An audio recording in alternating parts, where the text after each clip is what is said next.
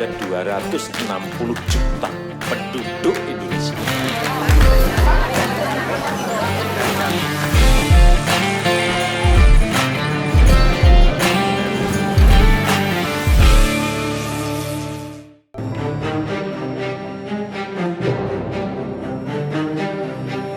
Memang tidak bisa dipungkiri sudah 40 tahun lamanya Arab dan Iran selalu bersaing. Awal mula persaingan ini dikarenakan perbedaan agama, karena masing-masing adalah pengikut salah satu dari dua sekte utama dalam Islam. Sebagian besar Iran adalah Muslim Syiah, sementara Arab Saudi melihat negara mereka sebagai kekuatan Muslim Sunni terkemuka. Arab Saudi, sebuah monarki dan rumah bagi tempat kelahiran Islam, secara historis melihat negara itu sebagai pemimpin dunia muslim. Namun ini ditantang pada 1979 oleh revolusi Islam di Iran yang menciptakan tipe negara baru di kawasan itu, sejenis teokrasi, yang secara eksplisit bertujuan mengekspor model ini ke luar negara itu. Iran dan Arab Saudi tidak bertempur secara langsung, namun mereka terlibat dalam berbagai perang proksi di seluruh wilayah tersebut.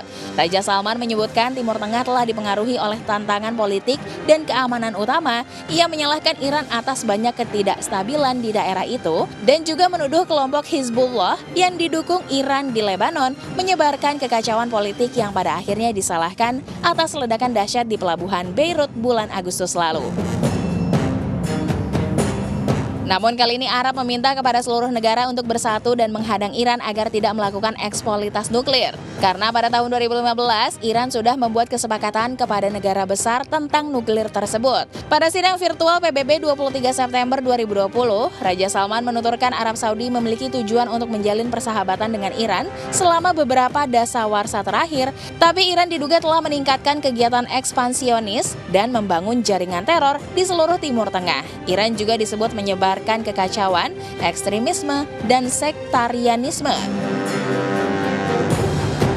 Namun juru bicara misi PBB dari Iran, Ali Reza Miryosevi, keberatan dengan pernyataan tersebut. Ia menyebutkan pernyataan yang tidak konstruktif dan tidak beralasan oleh pemimpin Saudi semata-mata menguatkan kekuatan tertentu yang berniat menyebarkan perselisihan di antara lokasi internasional regional dengan tujuan membuat perpecahan abadi dan mempromosikan senjata ekstra mematikan di daerah tersebut. Mega proyek negara-negara Timur Tengah, King Abdullah City. Sebagai negara kaya, Arab Saudi juga terus melakukan pembangunan. Nah, salah satunya mega proyek pengembangan sektor ekonomi mereka ya.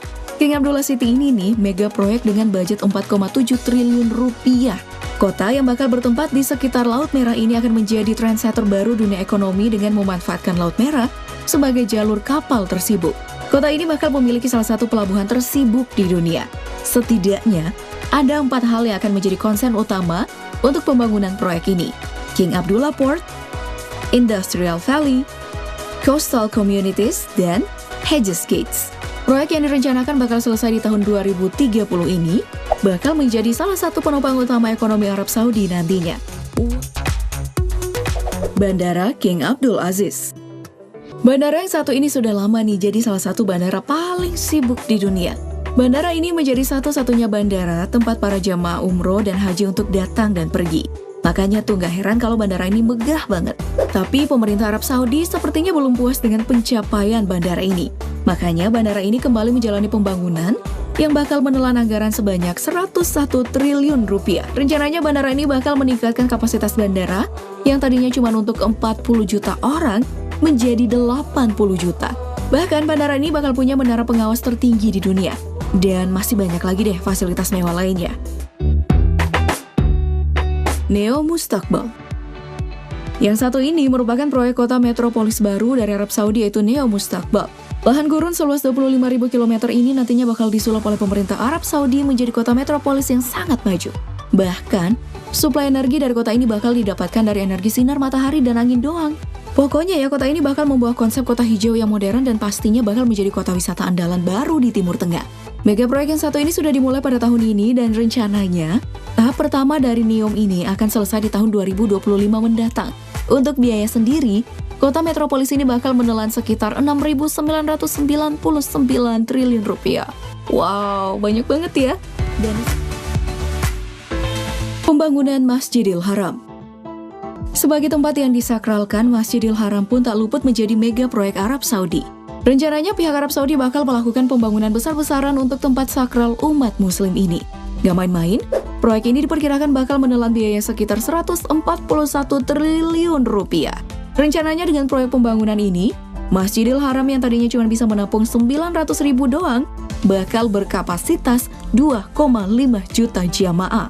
Rencananya sih, Masjidil Haram nantinya bakal semegah ini nih, kalau proyek ini selesai dilakukan. Wah, kalau gini sih, musim haji pun gak lagi desak-desakan ya.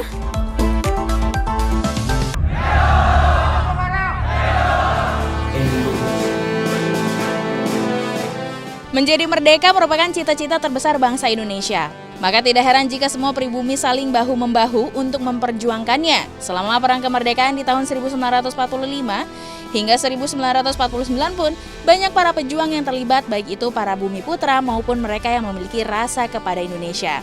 Sejarah mencatat ada beberapa orang yang membelot untuk ikut berjuang bersama pribumi demi mendapatkan kemerdekaan. Mereka datang dari berbagai latar belakang bangsa dan negara, bergabung dengan gerakan pembebasan Indonesia karena hati nurani. Dan berikut deretan prajurit-prajurit yang ikut berperang dalam kemerdekaan Indonesia tanpa mengenal bendera, bahasa, dan latar belakang dari bangsanya. Top File sajikan hanya untuk Anda. Pertama, J.C. Princeton merupakan seorang korporal wajib militer dari Divisi 7 Desember. Sejak awal pengirimannya, ia sudah merasa ada yang salah. Dirinya menganggap hal itu adalah sebuah ironi, di mana negaranya baru saja bebas dari Jerman dan seketika berubah menjadi penjajah bagi bangsa lain. Namun, karena menerima ancaman hukuman mati, Princeton tetap dipaksa untuk ikut rombongan tentara berangkat ke Tanah Jawa. Sesampainya di Tanah Jawa, ia merasa semakin muak dengan perilaku serdadu Belanda yang dengan mudahnya menindas orang-orang pribumi. Banyak perjalanan yang ia lalui untuk lepas dari serdadu Belanda, hingga pada akhirnya pria kelahiran Den Haag 21 November 1925 ini memilih untuk ikut berjuang dan tercatat aktif sebagai gerilyawan Republik Indonesia di wilayah Cianjur, Sukabumi pada tahun 1949. Kedua, Shigeru Ono menjadi pejuang Indonesia asal Jepang terakhir yang masih ada beberapa tahun lalu. Ia menghembuskan nafas terakhirnya pada tanggal 25 Agustus 2014 akibat penyakit tifus dan pembengkakan pembuluh darah. Selama aktif menjadi pejuang, dirinya ikut bergerilya di kaki Gunung Semeru, Jawa Timur, dan terlibat dalam pembuatan buku petunjuk khusus taktik perang gerilya bersama almarhum Kolonel Zulkifli Lubis. Tidak ada kata menyerah dalam kamus dan melihat jasa Indonesia kepada pihak Jepang kala berperang dengan sekutu, membuat Shigeru ikut memperjuangkan kemerdekaan Indonesia. Ketiga, Yang Chil-sung. Bersama 4 kawan Jepangnya, seorang pemuda Korea yakni Yang Chil-sung memutuskan untuk bergabung dengan gerakan pembebasan Indonesia dan memilih mati di ujung bedil serdadu Belanda. Kala semenanjung Korea dijajah Jepang pada tahun 1910 sampai 1945, banyak pemuda Korea direkrut oleh militer Jepang dan salah satunya adalah Yang Chil-sung. Dalam perjalanannya ketika Jepang kalah dari sekutu, Chil-sung menjadi salah satu tentara Jepang yang tertangkap oleh pasukan Pangeran Pak Garut, pemimpin Mayor Saud Mustafa Kosasi. Tidak seperti yang dibayangkan, Chil-sung diperlakukan dengan baik dan hidup bersama pribumi. Dari situlah rasa simpati kepada para pejuang Indonesia mulai tumbuh dalam diri Chil-sung, membuat dirinya masuk Islam serta ikut berjuang memerdekakan bangsa Indonesia sebagai pelatih militer pasukan Pangeran Pak. Itu tadi beberapa prajurit asing yang ikut berperang bersama tentara Indonesia demi kemerdekaan tanah air.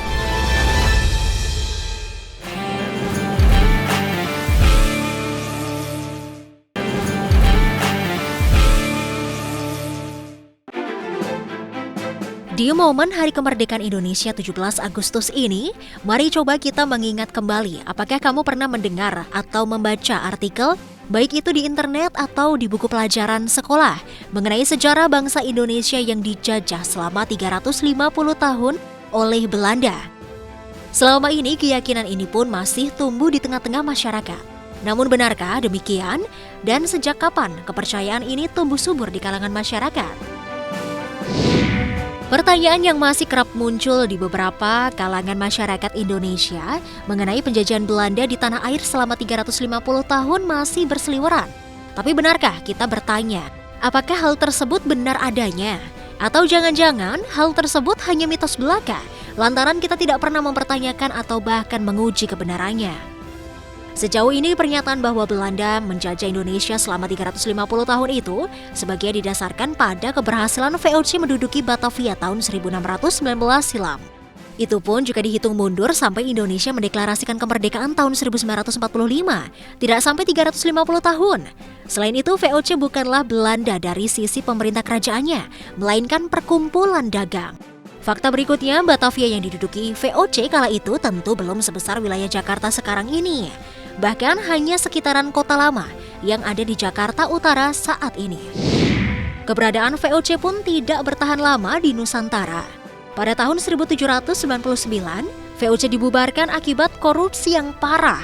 Dari jenderal sampai akar-akarnya sebelum akhirnya pemerintah Belanda menyita semua aset VOC untuk membayar utangnya, termasuk mengambil alih wilayah-wilayah yang dikuasai perkumpulan dagang tersebut yang ada di Nusantara. VOC yang dibubarkan itu pun lantas diganti sistemnya oleh Belanda menjadi daerah otonomi yang dikenal sebagai Nederlands India atau dalam bahasa Indonesia dikenal sebagai Hindia Belanda di bawah pimpinan Gubernur Jenderal. Sejak tahun 1800, Hindia Belanda berusaha melebarkan kekuasaannya di Nusantara. Selanjutnya, fakta lain yang membantah mitos dijajah 350 tahun tersebut adalah jika penjajahan tersebut dimaksudkan untuk Indonesia sebagai negara kepulauan dengan luas seperti sekarang ini, tentu salah besar. Saat itu nama Indonesia belum lahir dan Belanda pun tidak pernah benar-benar menguasai seluruh wilayah Nusantara selama itu, karena kerap mendapatkan perlawanan dari kerajaan-kerajaan yang ada di wilayah Nusantara. Seorang sejarawan yang juga ahli tata negara, G.J. Racing adalah salah satu yang menggugat klaim 350 tahun tersebut. Penyangkalan itu pun ia rangkum dalam karya bukunya berjudul Bukan 350 Tahun Dijajah, yang terbit tahun 2012 silam. Sebaliknya, berdasarkan bukti-bukti yang dimilikinya, Racing membangun narasi baru bahwa Belanda efektif menjajah Indonesia tidak lebih selama 50 tahun. Narasi tersebut merujuk pada keberadaan kerajaan-kerajaan Nusantara hingga tahun 1910-an. Tidak hanya eksis, kerajaan-kerajaan itu juga bebas merdeka untuk menentukan sikap. Sebelum 1910, didapati banyak kerajaan yang merdeka dan memiliki hubungan setara dengan Hindia Belanda. Dengan kata lain, sebelum periode itu, Belanda belum benar-benar menguasai kepulauan Indonesia seperti sekarang ini. Pengakuan akan raja-raja merdeka tersebut tidak hanya datang dari pengadaan dari pengadilan Hindia Belanda, tetapi juga negeri asal di Eropa. Bahkan seorang anggota parlemen Belanda pada tahun 1854, Van Nisper van Zevenaer, menyebutkan wilayah kerajaan-kerajaan di Indonesia sebagai negara asing, di antaranya Kerajaan Bali hingga Siak di Sumatera. Pada akhirnya menghapus sebuah mitos sejarah memang bukanlah kerja gampang. Mitos berkaitan erat dengan proses berpikir masyarakat terhadap sesuatu yang telah berlangsung lama. Dan mudah-mudahan tayangan ini menawarkan cara baru untuk kita membaca sejarah kolonialisme di Nusantara yang nyaris menjadi mitos tak tergoyahkan selama ini. Selamat ulang tahun yang ke-76 Indonesiaku. Sekali merdeka, tetaplah merdeka. Anda tentu sudah familiar ya dengan salah satu jenis penutup kepala ini. Peci biasanya berbentuk meruncing di kedua ujungnya dan biasanya digunakan oleh para pria. Nama lainnya adalah kopiah atau songkok. Merujuk pada Kamus Besar Bahasa Indonesia atau KBBI, peci adalah penutup kepala yang terbuat dari kain atau sebagainya. Saat ini peci sudah memiliki banyak bentuk. Selain peci hitam polos yang identik dengan Soekarno, ada juga peci putih yang biasanya digunakan untuk pergi haji dan peci bulat yang terbuat dari rotan. Tidak sedikit public figure yang memiliki peci dengan gayanya masing-masing. Nah, berikut adalah fakta peci yang mungkin belum Anda ketahui. Asal-muasal masuknya peci di tanah Melayu. Menurut Rozan Yunus dalam The Origin of the Songkok or Kopiah, peci diperkenalkan oleh para pedagang Arab yang masuk ke wilayah Asia Tenggara. Lebih khusus mereka yang masuk ke tanah Melayu seperti Indonesia, Malaysia, dan Brunei Darussalam. Pemakaian peci pun menjadi lumrah di kalangan masyarakat sejak ajaran Islam mulai diminati oleh penduduk setempat. Ketika beraktivitas, para pedagang Arab menggunakan penutup kepala yang terbuat dari kain atau sorbannya dikenal dengan nama turban. Namun, turban baru digunakan oleh para ulama atau tokoh agama Islam. Seiring berjalannya waktu, ajaran Islam yang disebarkan oleh para pedagang mulai diterima oleh masyarakat. Asal-muasal masuknya peci ke tanah Melayu masih mengalami perdebatan, sebab di beberapa negara terlihat adanya penutup kepala yang lebih serupa dengan peci, seperti fez di Turki, tarbus di Mesir, rumicap di India dan Pakistan, atau kepi di Prancis. Kendati begitu, penutup kepala khas Arab lebih diterima oleh kalangan Muslim Melayu karena penutup kepala merupakan sunnah Nabi Muhammad.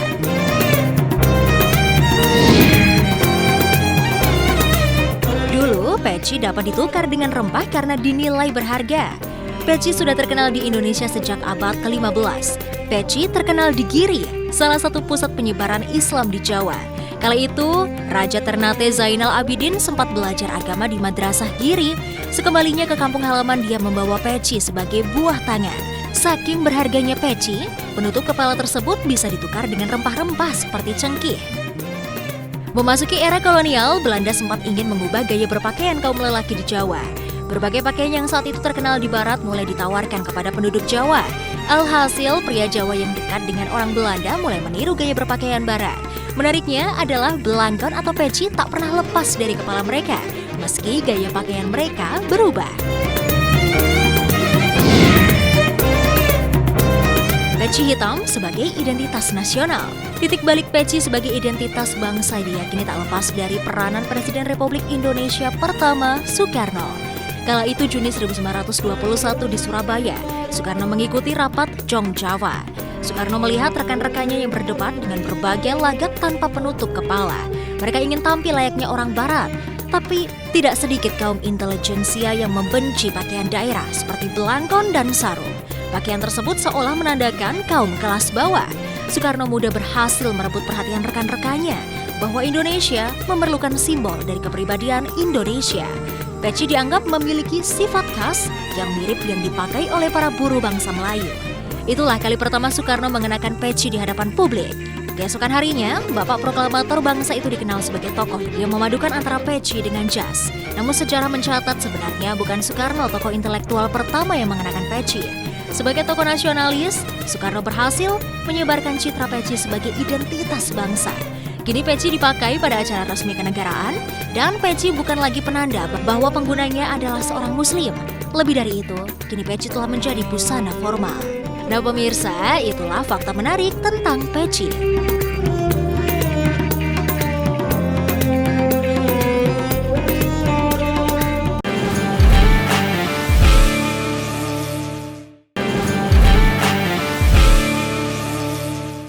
Pesawat tempur F-16 Fighting Falcon Tentara Nasional Indonesia. Kami, elang-elang Angkatan Udara, penjaga tanah air dari ketinggian 1000 kaki, mengucapkan selamat ulang tahun ke-76 kemerdekaan Republik Indonesia tahun 2021. Indonesia tangguh. Inilah aksi flypass yang dilakukan para penerbang TNI Angkatan Udara dari Skuadron 3 TNI Angkatan Udara di Madiun, Jawa Timur. Flypass melibatkan pesawat F-16 Fighting Falcon yang selama ini menjadi alutsista utama pertahanan udara Indonesia. Pesawat F-16 ini sangat canggih karena mampu bertarung di cuaca buruk sekalipun. Bersama momen bersejarah di hari. Tak hanya flypass pesawat tempur, 6 unit heli tempur yang terdiri dari jenis Puma, Super Puma, dan Karakal milik TNI Angkatan Udara juga menyemarakan puncak peringatan Hari Ulang Tahun Kemerdekaan ke-76 Republik Indonesia. Formasi helikopter tempur ini membawa bendera merah putih raksasa seberat 1 ton untuk dikibarkan di atas langit ibu kota.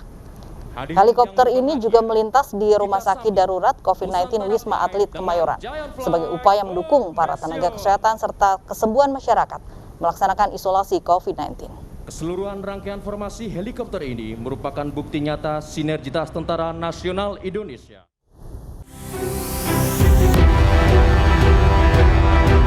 Selamat Hari Kemerdekaan Indonesia pemirsa di rumah. Nah, berhubung ini Hari Kemerdekaan, biasanya masyarakat Indonesia menyambut Hari Kemerdekaan Republik Indonesia pada 17 Agustus dengan penuh kemeriahan. Mulai dari memasang bendera di setiap rumah, bergotong royong mendekorasi lingkungan dengan pernak-pernik 17 Agustusan, hingga menggelar berbagai perlombaan seru. Namun sayangnya pandemi memaksa masyarakat membatasi aktivitas di luar rumah. Jangan khawatir, Top Files akan membagikan informasi mengenai beragam tradisi perayaan Hari Ulang Tahun Republik Indonesia yang unik dan mungkin belum pernah kamu ketahui sebelumnya.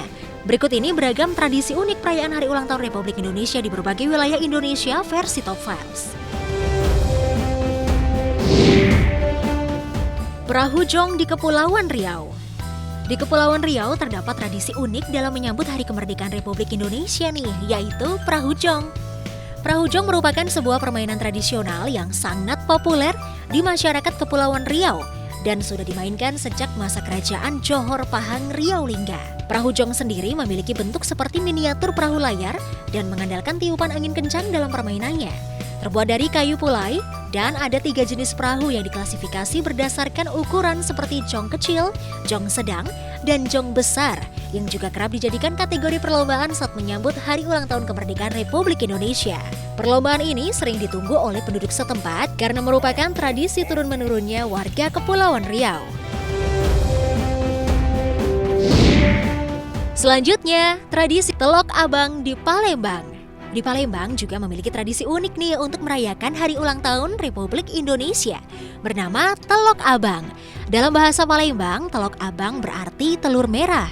Hal ini sesuai karena Telok Abang merupakan telur rebus yang cangkangnya diberi warna dengan pewarna merah. Telur tersebut diletakkan di dalam mainan berbentuk kapal, pesawat, becak, atau kereta yang terbuat dari gabus dan memang ramai dijual ketika bulan Agustus tiba.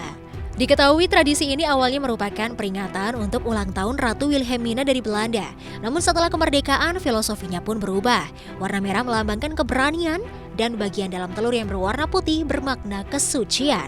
Seperti makna dalam bendera Indonesia, merah putih. Tradisi Pawai Jampana di Bandung. Tradisi lain yang juga tak kalah menarik ialah Pawai Jampana dari Bandung, Jawa Barat. Dalam pawai ini, masyarakat setempat membawa tandu besar yang berisikan aneka ragam hasil bumi, hidangan makanan, dan juga hasil kerajinan masyarakat. Tak hanya satu, tandu dalam pawai Jampana ini terdapat puluhan, bahkan bisa mencapai 60 tandu. Nantinya, hasil bumi yang dibawa akan diperebutkan oleh masyarakat, sedangkan hidangan makanan yang terdapat pada tandu akan disantap bersama. Tradisi sepak bola durian di Kebumen. Merayakan kemerdekaan tak lengkap rasanya tanpa mengadakan perlombaan unik, bukan? Salah satunya ialah lomba sepak bola durian yang kerap diadakan oleh masyarakat Kebumen, Jawa Tengah. Sesuai namanya, bola yang biasa dimainkan diganti dengan buah durian. Karena cukup ekstrim, perlombaan ini biasanya hanya diikuti oleh orang tertentu, misalnya anggota Laskar Densus 99 dan anggota Forum Spiritual. Sebelum mulainya perlombaan, biasanya warga Kebumen mengadakan doa bersama untuk kelancaran acara dan juga keselamatan para pesertanya, pemirsa.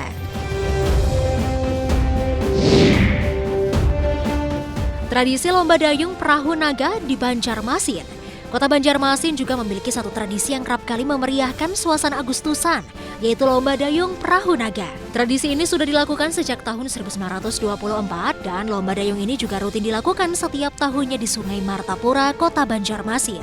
Tak hanya menjadi hiburan dalam menyambut Hari Ulang Tahun Republik Indonesia, lomba dayung ini juga menjadi sarana untuk mencari bibit-bibit pendayung handal Indonesia. Uniknya, selain penilaian mendayung, pada lomba ini perahu yang digunakan juga harus memiliki desain kepala naga yang indah di ujung depan perahu loh, pemirsa. Nah, pemirsa, itulah beragam tradisi perayaan Hari Ulang Tahun Republik Indonesia yang unik dan mungkin belum pernah kamu ketahui sebelumnya, yang berhasil Tovel serangkum untuk Anda.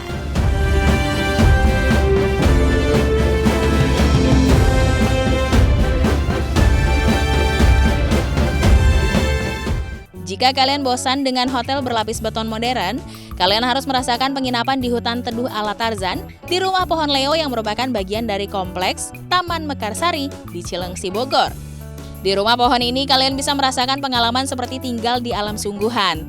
Satu rumah pohon Leo dapat berisi 1 hingga 4 orang. Meski hotel yang berkonsep dekat dengan alam, di dalamnya juga terdapat fasilitas lengkap seperti hotel-hotel pada umumnya. Dan untuk menginap di hotel ini memerlukan biaya sebesar Rp550.000 per malamnya. The Highland Park Resort. Hotel yang terletak di Kampung Sinawarngi ini memiliki desain yang unik dan suasana yang sejuk. Setiap ruangan di Highland Park Resort didesain seperti tenda-tenda Mongolian yang terkenal. Ada 2 jenis tenda utama yang bisa dipilih, pertama tipe Mongolia dan kedua tipe Apache. Untuk yang membawa keluarga besar, tersedia tipe kamar barak yang mampu menampung kurang lebih 30 orang. Penginapan unik ini juga menawarkan sejumlah fasilitas layaknya hotel berbintang seperti kolam renang ala waterpark, paintball, berkuda, dan aktivitas outbound lainnya. Harga per malamnya dibanderol seharga 1 hingga 3 juta rupiah per malamnya. Hotel Pohon Inn. Selain di Bogor, Hotel Pohon selanjutnya terletak di Taman Jatim Park 2, daerah Malang.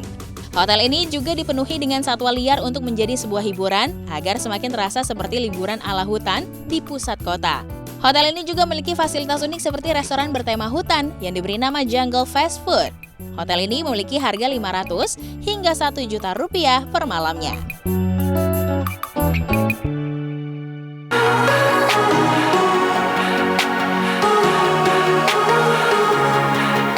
Lamborghini membawa kejutan dengan memperlihatkan sebuah mobil terbarunya yang dinamai Terzo Millennio Concept.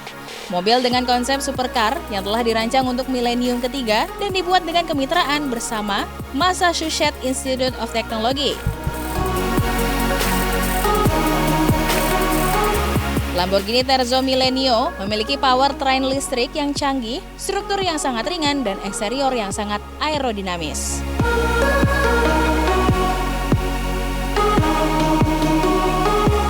Segudang teknologi canggih lainnya pun akan disematkan pada mobil milenium ketiga ini. Sebagai permulaan saja, Terzo Millennio akan memakai 4 motor listrik untuk masing-masing rodanya dengan dibantu kehadiran kapasitor super dan alat penyimpanan energi yang ditanam di panel bodinya. Selain itu, mobil yang dirancang Lamborghini tersebut akan memakai nanotube berbahan karbon fiber dan baterai super tipis yang bisa dibentuk sesuka hati dan dijepit antara 2 panel bodi. Disinilah letak kehebatan dan kecanggihan dari mobil Terzo Millennio, bahkan diklaim sebagai mobil pintar satu-satunya di dunia yang bisa mereparasi dirinya sendiri. Karbon fiber hasil inovasi Lamborghini dan MIT ini digadang-gadang memiliki teknologi yang membuat panel karbon fiber bawaannya bisa memperbaiki dirinya sendiri dan membuatnya mulus kembali. Mobil ini pun dipercaya memiliki sensorik yang akan memberikan sinyal jika bodi mobil mengalami cacat seperti retak atau penyok kecil. Jika ada hal semacam itu, maka cairan kimia yang bertugas memperbaiki panel akan dilepas dan berjalan melalui saluran-saluran kecil nan halus agar panel yang tadinya tergores, penyok, retak atau semacamnya dapat mulus kembali. Tidak banyak detail yang dibeberkan Lamborghini untuk mobil Terzo Millennio ini, sebab teknologi yang diusung bisa jadi terlalu futuristik, termasuk panel bodi cerdas yang dapat memperbaiki dirinya sendiri. Tetapi Lamborghini meyakini bahwa beberapa teknologi di mobil ini sudah dikembangkan dan sebagian sudah siap untuk diaplikasikan ke dalam mobil mereka. Kira-kira jika ada mobil yang bisa memperbaiki dirinya sendiri, apa yang Anda pikirkan ya pemirsa? Apakah hal itu akan membuat biaya servis Anda semakin berkurang dan mempermudah kita dalam perawatannya?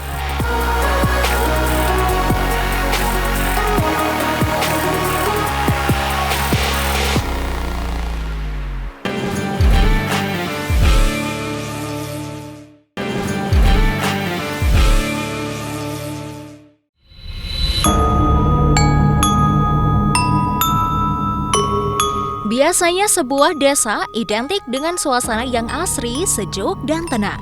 Namun ternyata ada desa yang dikenal memiliki suasana angker dan identik dengan kisah-kisah mistisnya.